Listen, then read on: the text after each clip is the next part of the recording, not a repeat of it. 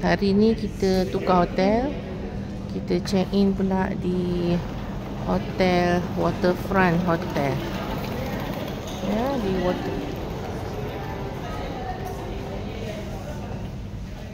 kita check in di Waterfront Hotel. Dan dia terus pergi ke Plaza Merdeka Shopping Mall. Nampak tu, pergi ke LG Shopping Mall. Harga government lah tu je. Kata dia boleh bagi government.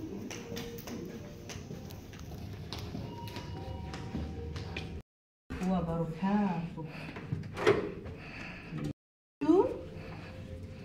Two bedroom suite. Waterfront hotel. Oh, ada soft living hall dia. Oh, ni lah. Wall to wall carpet. So, ini pada tu. Okey. Ini toilet dia.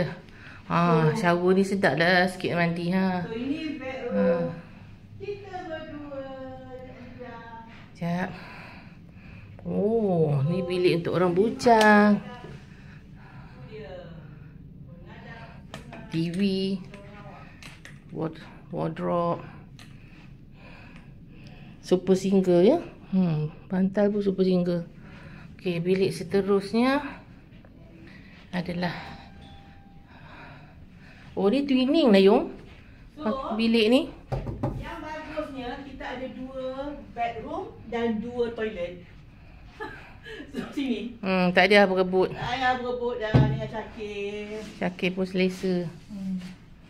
So, for our last day, bukan last day lah. Last night dekat Kuching. So, kita ada wardrobe So, kita nampak dan kan? toilet lagi satu. Astana. Ya?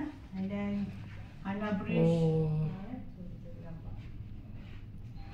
Yung, dah bunyi. Dah bunyi dah. Oh, mandiannya di sini dong. Pula. Wah, kita menghadap Sungai Sarawak. Nampak daun. Bendera.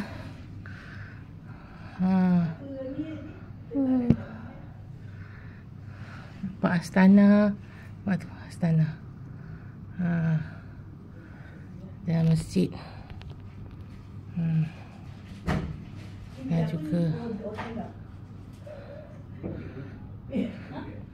Dia boleh cleaning eh? Dun, dan nampak waterfront juga. Tu waterfront lah tu. Ni waterfront. Jalan masuk kami. So, kita jalan kaki. Tu, sebelah ni. Nak jalan kaki.